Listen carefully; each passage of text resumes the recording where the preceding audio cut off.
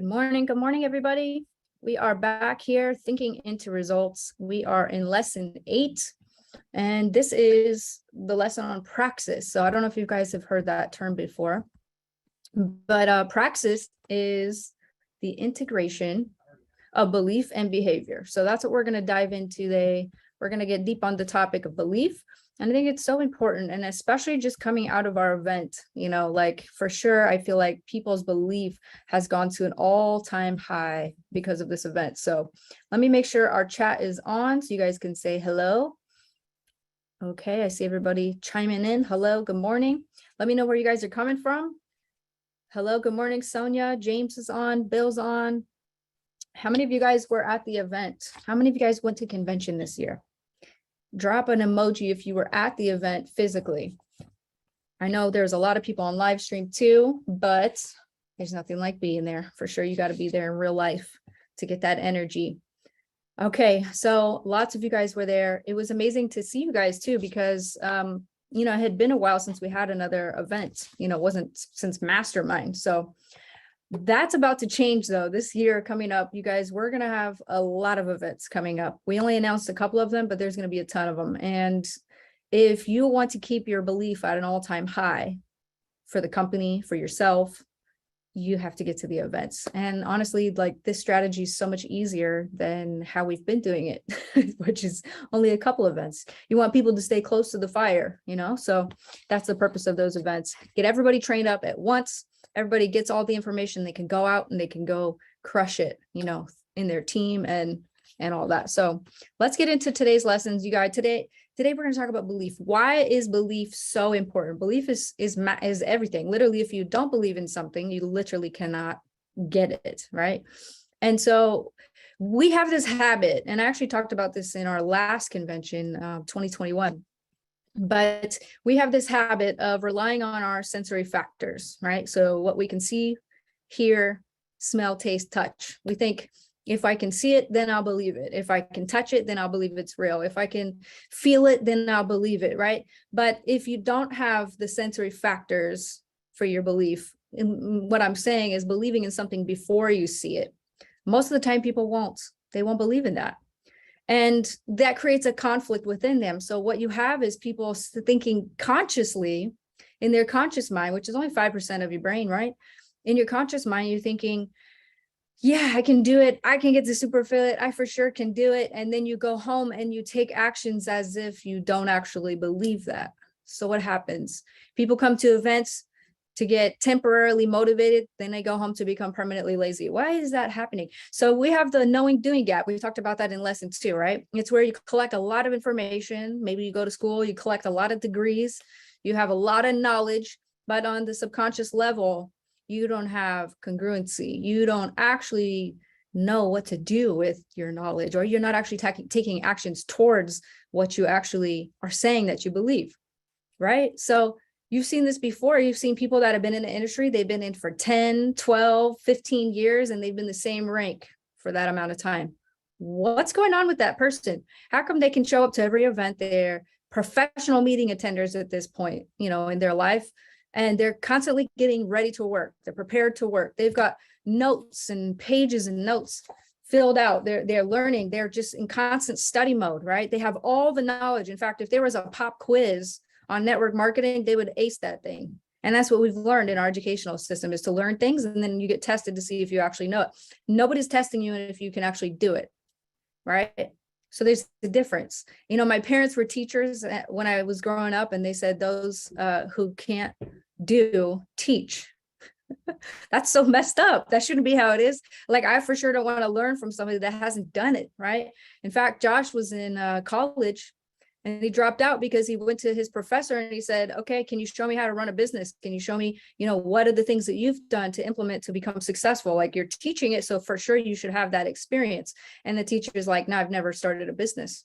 I only know how to start a business because of, paper, because I've learned how to do it. I've got family members that have doctorate degrees. They got so many degrees that it would take up this entire wall, and yet they're broke. Why is that? We learn you could have a whole degree in economics and still be broke. Why is that? Because it's not about all the information you gather, although the information you gather is very important, but, and it's good to have belief on a conscious level, but really, if you don't have it on a subconscious level, you're literally not going to take any action in your life. You're not going to move forward. You're not going to act like that which you believe. I'm going to say something that might touch a nerve here, but that's okay. You ever see people that go to church on Sunday and then on Monday, they're back to their same old again? That's why they say you show up every week, because some of y'all need to go every week, right? Because you're all holy on Sunday, and then come Monday, you're back to the same old. You're behaving as if you don't believe. So that's interesting, right? Because you can have all the information in the world. You can memorize all the Bible verses, right? You can read Think and Grow Rich. You can have it memorized, in fact. But if you don't actually apply what you're learning into your own life, if you don't actually go through with that action part of that, if you don't actually physically change your habits, if you don't change your habits, if you don't have a radical departure from some of your bad habits, then nothing is going to change, right? Nothing will change. So I want to share with you guys a couple things before I kind of get even more to this lesson. So when I was last talking to Bob Proctor, which was around January of this year, before he passed, I actually sent him a book in the mail, and I sent him Feeling is the Secret by Neville Goddard. I don't know if you guys have read that or not, but he was telling me that he was reading this book, and he was just, he felt so good. He actually, while he was in the hospital, he wasn't feeling bad. He was in there, but he was actually recovering. He went home, he passed at home, but he was actually feeling good, which is kind of crazy. So, but it was just his time, and he knew it. In fact, people closest to him told me that he was like up in the middle of the night, he was dancing and singing, and he was just, and they were like, Bob, Grandpa, Dad, get back to bed, but he was just jumping around. He was so excited. He knew what time it was, but he was reading this book. I sent it to him, and I had read it right before he passed, and it was Feeling is the Secret. Now, this is really important, because you see, what's going on in your subconscious mind is a reflection of your emotions. It's a reflection of your feelings, what you're feeling. And so that's why you see people that are like, think positive, think positive, think positive, but really internally they're like angry as hell, right? They're in traffic, they're honking, they're like angry, they're holding the wheel like this, but they're like, ask, believe, receive, they're trying to stay positive, but internally they're a hot mess, right? So the feeling really is the secret. So I want to share with you guys a couple of things from that book before we get too far into this lesson. So just a few things that really blew my mind. The title of the book is Feeling is the Secret by Neville Goddard. It's written in 1944. Good stuff.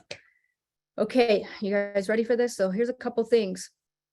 So it actually talks about the conscious and the subconscious mind. It talks about the conscious mind as being very personal. It's very selective. The subconscious mind is very impersonal. It's non-selective. So just as the earth is immoral, right? It doesn't care positive, negative. It has both poles, right? It's got, law of relativity. Everything, nothing's big, nothing small. Everything is just what it is. Not everything, things are either, people think there's things are neither positive or negative. The truth is they're both. Everything just is what it is. We make it positive or negative. We decide that. So anything that's going in your life, it is what it is, but we're going to make it whatever it is in our life. Does that make sense? Somebody could deal with a death in their family, and they could be completely derailed for months and months on end and years, and not get back there holding on to their past, that past vibration. And because of that, they're literally getting themselves stuck. But another person can look at it as a celebration of life, a legacy. They can look at it a different way. What am I going to take from that experience? What am I going to carry with me into my future, right? Same event, different perspective. So everything is just what it is. And so now the law of gender is also a universal law. And I do believe there's a reason why we're trying to mess all that up, because the more you're out of harmony with these laws, right, the more you're going to screw up your life, which may or may not be part of the agenda. But the male is the conscious mind and the female is the subconscious mind. Okay, so there's divisions of consciousness, really. There's two streams. That's why poverty and abundance flows down one stream, and then poverty and misery really is another stream. And it's interesting because people often associate money and success and happiness and money all together, but really they're just different streams of reality. And so I was reading this book, And this is something that really stood out to me. And it said, therefore, through his power to imagine and feel, man has control over his own creation, what he's creating in his life. So whatever idea he's entertaining, or she, and feeling is what's going to dictate what's going to happen in their life next. The mechanism of creation is hidden in the depths of the subconscious mind, the female aspect, or the womb of creation. Something kind of crazy. I know a lot of people, when they think of the number 6, they automatically think, oh, that's evil, right? When you think 666, oh my gosh, that's, evil. Stay away from that number. We use it, you see it in Halloween houses and stuff like that. It's the association with darkness. You guys understand? What people think negatively, they have an association to that number. But really, if you look at the dimensions of reality, 6th dimension is the creation, is where creation happens. When you're making a baby, it's usually in the dark. The baby lives in the womb. That's creation. The 7th is the light that comes through when you can visibly see and perceive the creation. Anyway, I'm getting really deep into this, you guys, and we could go on. I can go on and on about this, but I want to get you guys the meat and the potatoes of this lesson today. So why is this so important? This is so important because feeling is the one and only medium.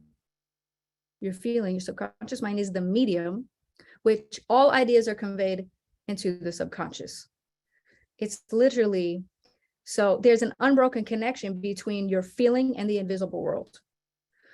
Now, here's the interesting thing. The dominant of two feelings, the one that's the biggest feeling within you, is the one that's going to be expressed. So if you're like, I have doubts, but I really want to win, but I really deep down, I feel like I can't, but I really want to, and it's my wish, it's my desire, it's my goal. But you're reading your goal, right? And it doesn't really add up for you yet. It's on the gut feeling. It doesn't feel like it's totally there yet. The dominant of those two feelings is going to be the one that's expressed. Okay. So it doesn't matter if you're blue in the face saying what you believe into the mirror. If you never internalize that, then it doesn't happen. So this is a tricky thing for people because they want to know, how do I make it feel like it's real? I'm going to tell you guys. So a month before I walked into the gym and started exercising, a whole month, it took me 31 days. I had to read my goal card for 31 days before I felt like I was going to take action. So I did it just because I wanted to test this out to see if it really works, right? I wanted to know, because this is a big resistance for me. Because when I wake up in the morning, honestly, I want to pour my cup of coffee. I want to go straight into study. Like, I just want to study all day. That's like my passion. That's why I love to do that. And I like to create content and material to share with the world. So that's what I want to do when I wake up, right? I don't want to get up and go to the gym and delay my whole morning routine and then have to shower and then do my makeup and then finally get to study. Like, I don't want to do that. That's not naturally exciting for me. I'm not passionate about it. So I wrote it on a goal card, you guys. It took me 31 days before I was like, I need to get into the gym. And I had an urge to get into the gym. I had a feeling, and my subconscious was finally working. I had planted that idea in my subconscious mind, and through repetition, it finally manifested as action. So if you're wondering, how do I make it feel like that? How do I make myself feel that belief on a gut level? Repetition. There's only two ways. It's repetition and it's an emotional impact. Emotional impacts can be felt at events. Okay. So what you're repeating to yourself every single day and the events that you're attending in your business. If you do those two things, you will feel aligned with your goal. You will have belief in your goal, and eventually you will begin to carry out that action. Does that make sense, you guys? So I am is stronger than I am not. The wish needs to be is, not is not. So for instance, I am a powerful, successful, human being is much more powerful than I'm going to be. Because if you say I'm going to be, you're admitting to yourself that you are not now. So when you're talking about your goals, it has to be right now, because you see, the universe doesn't care about time. For instance, if you are in a spaceship, you're flying to the moon. Let's say you go all the way to Saturn, you come back, it's a different time on Earth, isn't it? It may have been 20 years have passed, even though it only took you a year and a half to get there and back. what the heck? So time doesn't exist. So if that's the case, then while time is the opposite of space, space is the opposite of time. So that means the past, the present, and the future are happening all at the same time. They're timelines we are jumping based on alignment, based on where our consciousness is. Now, I was also reading in this book, Feeling is the Secret, and this really blew my mind. And it said, consciousness is the only reality that ever exists. Consciousness. So what does that mean? If I take my pen and if I put it in a drawer like this, the pen doesn't exist anymore. What? Well, think about it. Now that I've opened this up, I've opened a drawer up, now it's called into my observation and now it exists. So you're literally, the only things that exist in your world are what you're experiencing right now. But everything lives on a frequency. It could be on the physical level or the spiritual level or onto the intellectual level. But if I call Jay Peso on the phone right now, I see his comments, so I'm just going to say, Jay, if I call him on the phone, I'm going to dial his frequency. His phone number has its own frequency and I can get him on the phone. But before I call him, he doesn't exist. He doesn't exist in my world right now. So literally only what you're currently perceiving, what you're currently putting your attention on, what you're currently focusing your mind on is what exists in your life right now. And so if you want to change the results of what you're observing, you have to change your beliefs in your conscious level. You got to internalize them on the subconscious level, and you have to start walking into that motion. You see, the universe has a law of cause and effect, right? Cause and effect. This is a universal law. You have to be in harmony with the law if you want to have anything happen in your life. You want to take control of the results in your life. Okay, so it's action, reaction. So some of y'all are waiting for the fire. You're freezing. You're broke, right? People are quitting your team. All these things happening. You have maybe everything's falling apart. You're freezing out there in the winter. And you're like, why won't my fire light? And you're like, haven't even put wood in the fireplace yet. You haven't even bothered to go find a match. You haven't even bothered to put any lighter fluid on there at all. Like, you're just waiting for somebody to light this match for you. Well, nobody's coming to light the match for you, because the way the universe works is you take the action first. You have to put your faith out there first. You have to walk, even though you may not see everything, you have to walk towards it first, and then it'll respond. There'll be a reaction. If you don't light the fire, it's not going to light itself. You have to light the fire. You have to feed the fire. You have to build the fire and keep it lit. And if you're fine, it's crazy, because if you look at the fingertip of somebody, there's more power in your fingertips than there are in the power that's required to light up Las Vegas for a week. Do you guys know how much potential power you have within you? And yet we don't use any of it. We use very, very small amount of it. So, for instance, if you go to the hospital, let's say you got a big cut on your hand. You cut yourself in the kitchen, right? You go into the hospital, you go in there, and they're sewing you up, right? They put the bandages on, they put the creams and all the stuff on there. What happens? Did the doctor come in and heal you? No. They have repaired you so that you can heal faster, but your body heals itself. Why do we think that we can heal a cut, but we can't heal cancer? Why do you think that we have the mental thing where we're like, well, we can cut, I got an ingrown toenail. I can heal that, right? That's small. I can heal that, but I can't heal my autoimmune diseases. Why? Why do we think that? We only think that because that's what we're programmed to think. You guys see breast cancer awareness. You guys see these campaigns that go out there, awareness. Why do you think they're awareness? Because the cures are already out there. But if we're not spreading the awareness cure, the cure of the awareness, we're spreading the disease awareness, right? And so what happens to people? They start thinking about it. Oh, I should probably get checked for that. Oh, I should probably, maybe I have that. Oh, they start thinking of other people in their life who have that. Honestly, you guys, awareness is deadly. I never want to support any awareness campaigns out there if it's a negative towards a disease. I never want to spread that, because why do you think that is? Let's think about the news, for instance. You can tell if a person watches the news or not because of the things that come out of their mouth sounded exactly like what they just heard on the news. They're literally programmed. That's why it's called TV programming. Literally. Now, here's what they figured out with the news, okay? And in fact, the CIA has done lots of studies on this. In fact, the CIA was one of the inventors of how the TV even works. They have a patent on the programming of minds through the CIA, right? I'm just telling you guys what it is. And so what do? They gather all the negative stories up in the world and they project them onto a screen so that people can start thinking of those negative ideas, right? And then they find the most emotional, gut-wrenching stories they can find, because they know if they get your emotions involved, then you're going to help manifest it. COVID, y'all, that was an awareness campaign. The depression, the Great Depression, the recession, all that, that's an awareness campaign. If your mind's wrapped up in it, that's what you're experiencing. If it's not wrapped up in it, you're not experiencing it. You're on a whole different frequency. That's like night and day. You don't even see it. You don't even know what people are talking about. You know, people talking about elections. I have no idea what's going on. I feel amazing that I don't know what's going on. I could care less what's going on because I'm making my own economy. I'm making my own business. I'm creating my own environment because I have the God-given ability to do so. And so do you. What's the difference between us and all of the other animals in the animal kingdom? Well, we have the ability to create our own environment.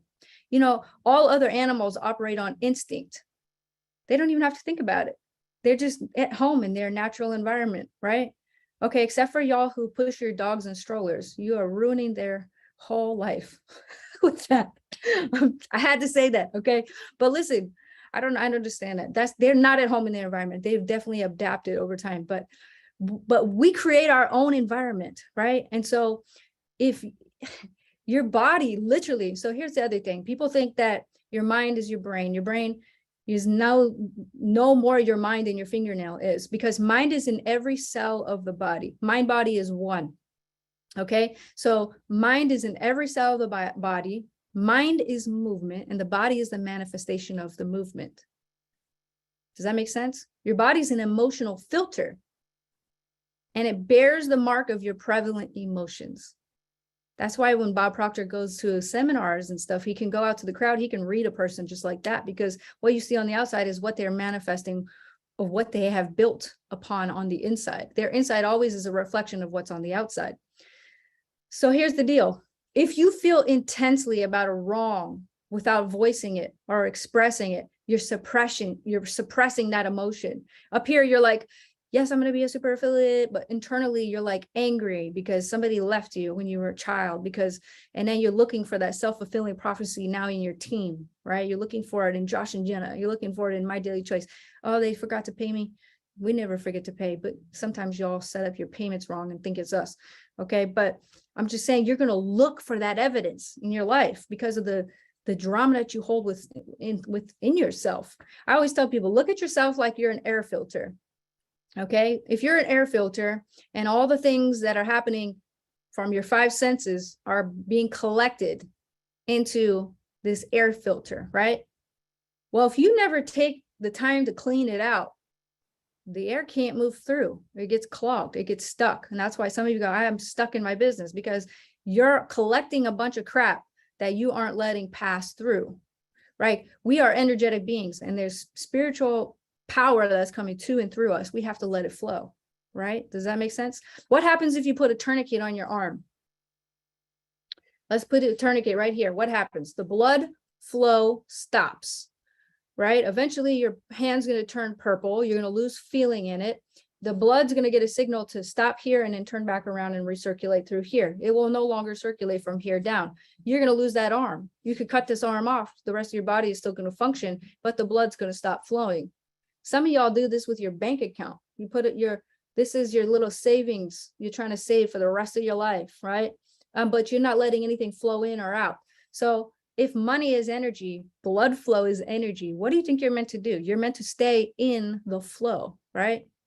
So you have to, now if your conscious and your subconscious mind are not aligned, you're not in the flow.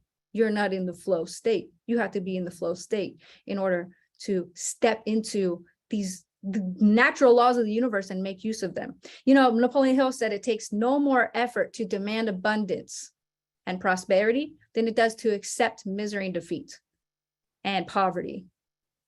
That's the difference. People who are successful demand success, and the people who are not accept poverty. That's the difference, right? So like, have you ever went from one grade to another while you were growing up? You've been in school, right? Have you ever went from 11th grade to 12th grade? Yeah. You've been to 7th grade to 8th grade, right? Well, imagine if you just had to stay in 7th grade for the rest of your life. You're not growing. You're just going to stay here. You're accepting this is all I'm going to ever be. No, you eventually drive yourself crazy because you're meant to move forward, right? You're meant to express the fullness within you. You're meant to express that spiritual perfection that's within you.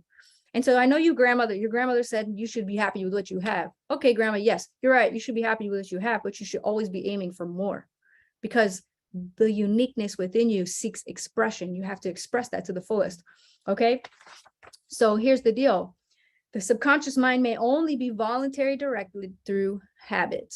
And so this is where we're going to wrap up this lesson. We're going to talk about your habits. Okay. Habits are so important. And I have one thing I want to share with you guys on that. Habits are ideas that automatically express themselves through behavior without any conscious thought. How do you move into your daily routine? Think about it. You don't think about it. You probably don't even think about, you probably made your coffee, you probably went pee, you probably did a bunch of things that you weren't even thinking about. In fact, when you walk anywhere, are you thinking left, right, left, right, left, right? No, you're not thinking about it. It's a habit. It's built in. Your subconscious behaviors just automatically go. Habits are automatic behaviors. You get to control that though. So whatever you're doing in the morning, whatever you're moving into, all you have to do is change these set of habits. Now, non-productive habits can be overpowered, okay, through the repetition of new beliefs that are planted in the subconscious mind with strong emotion, resulting in a new habit. You can change your habits just as much as you can change your underwear, but you have to focus on that. You have to make that an intentional thing. Now, at convention, I ended my speech with 4 things, and I'm going to leave them with you today as well, in case you guys missed it or you didn't hear it, or you need to hear it one more time, okay? And if Napoleon Hill says in Think and Grow Rich that if you do these 4 things and you make them a habit, you have to succeed. You literally cannot help but succeed. All right, you guys ready? 4 things, and then we're going to hop out of here. Number 1, you got to have a definite purpose or a definite goal. Now, I wanted to think about this just a little bit different than how we've been talking about this in the past, okay? Now, we already know about C-type goals, okay? But here's the deal. I want you to find a goal that's worth trading your life for. What is a goal that's worth trading your life for? You have to think really big because it has to be really important, right? For you to trade your life for that. You're going to show up every single day. You're going to work towards that. That's your obsession. You're going to fall in love with it. You're going to choose to love it every single day. A goal that's worth trading your life for. Okay. So number 1, you got to have a definite purpose or goal. Number 2, you got to have a definite plan. You have to have a definite plan. So I read this the other day. I'm going to share it with you guys because it was mind-blowing. Hold on. And it has to do with this plan really quickly. So there's something that Bob used to say. And he used to say, the only thing we don't know is we don't know the gestation period of our idea or our goal. We don't know when it's going to come. But I read something a little bit deeper. I actually am studying the conversation between Andrew Carnegie and Napoleon Hill, and I found out the exact time it takes to achieve a goal. You guys ready to hear it? All right.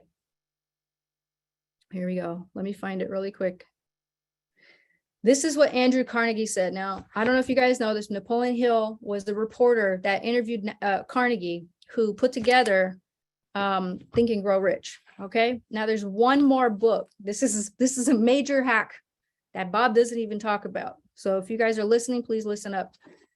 The entire transcript of the conversation between Carnegie and Hill is in this book, which is Think Your Way to Health, or excuse me, Wealth, but health also works. Think Your Way to Wealth. Okay. So this is what Carnegie said to Napoleon Hill when he said, for when you're doing your plan, when's it going to take to show up? What's the time it takes to show up? He says this: the best way I can think of to describe the time necessary for the translation of a definite purpose into its physical or financial equivalent can be accurately stated by determining the exact time necessary to deliver the service or the equivalent in value one intends to give in return for the object of that purpose. You will hit your goal the moment you have rendered the service equal to that goal.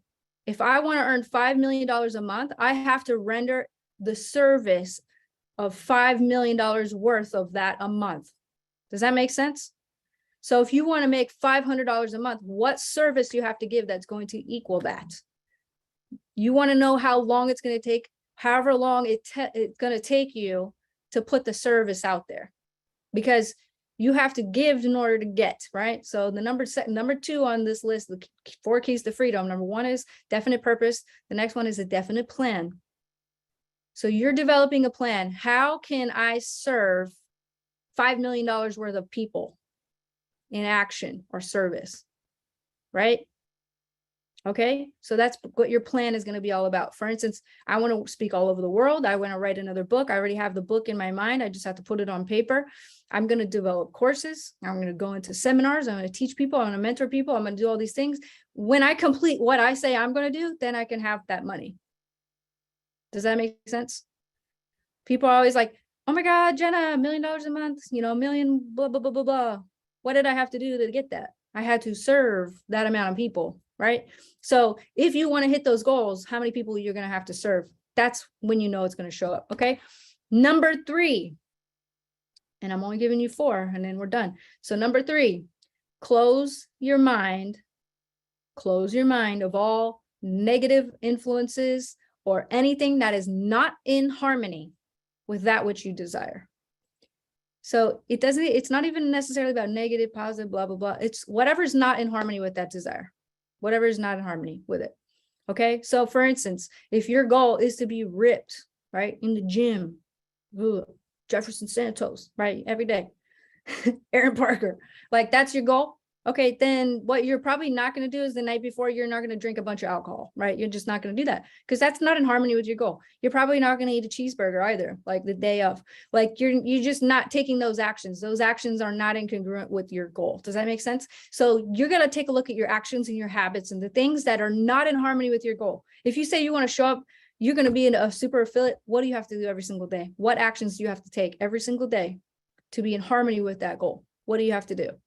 You have to call a lot of people, right? You have to study, you have to show up, you got to work on yourself, you got to call your team, you have to taproot your leadership, right? You got to do all the things that a super affiliate would do. It's one thing to say it, but you got to walk through with it as well. And you have to shield yourself to anything that's not that. Some of y'all are like, dang, I got to get divorced. No, listen, you just have to shield your mind, right? You have to protect your mindset. You got to have that little safety right there where you're just not letting anything in. You see, your conscious mind is the guard for your subconscious. We get to choose what goes in and what doesn't go in, right? When you're watching TV, your conscious mind's turned off. It's only subconscious programming. So think about that when you put your kids in front of the TV. Think about that when you're sitting and watching something for the, at the end of the day. Think about what's going in, because you have to shield yourself from everything that's not in harmony with your goal. Does that make sense? That's number 3. Number 4, this is huge, because there's no way, shape, or form you're going to get super affiliate by yourself. You're not going to get master affiliate by yourself. You're not going to reach anything of significance on your own, period. You have to build a team. You have to have an alliance of people that are on the same frequency. You have to have an alliance of people that all want this goal also, and also believe in it. If you have a couple people on your team that don't believe it, they don't believe in the goal, they're going to hold everything back, right? So you want to build an alliance of people that are working together in a spirit of harmony. Does that make sense? And you want to meet with them at least 2 times a week. You're going to build your mastermind group. Jesus had 12 disciples. He knew about this principle. This is where Andrew Carnegie even thought of it because of the Bible. He thought about it from then. And so he did not achieve anything without building his own disciples. So I want you to think about this. Who are your disciples going to be? You can't do this by yourself. And if you're trying to be the anti-social affiliate marketer, internet marketer, I could just do videos and post and I'm going to be successful. You're not. You're really not. It's going to take a lot for you to develop yourself and to attract the talent required for you to get to that next level. Does that make sense? Because guess what? The top talent in this industry don't want to work with tire kickers. They don't. They see you're a tire kicker, you dress like a tire kicker, you smell like a tire kicker, if you're acting like a tire kicker, guess what? The top leadership in the industry is not going to want to work with you. So what do you have to do personally? You got to make those changes, but you also got to be on that frequency that they're on. When I met Bob Proctor for the first time, I said, oh my gosh, I'm so honored to meet you. He said, why? He's like, we're just on the same frequency. You don't have to feel honored and blah. He's like, why? Like, listen, I'm doing what I'm supposed to do. You're doing what you're supposed to do. You're doing what you're supposed to be doing here. We all have gifts. We all have innate abilities. If you've seen the Tinkerbell movie, I have toddlers, y'all. We're watching Tinkerbell. Each Tinkerbell is born from a baby's laugh. It floats in a little flower and it spreads out, finally gets to the little Tinkerbell land, and they all are given a gift. They all have a gift, and it's their job to develop that gift and to further express it into its full potential. What's your gift? Look into yourself. What are you naturally good at? What are you excited about? What do you want to do? And nobody could pay you to do it. You would just do it because you love it. Focus on that. Okay. And then set your goals in alignment with that. Get it on a conscious level, integrate it on a subconscious level, hold your belief, hold the vision on the screen of your mind, and you cannot help but succeed. All right, guys. Thank you so much for hopping on, and I will see you guys next week back here again for Thinking Into Results Lesson 9. Bye, guys.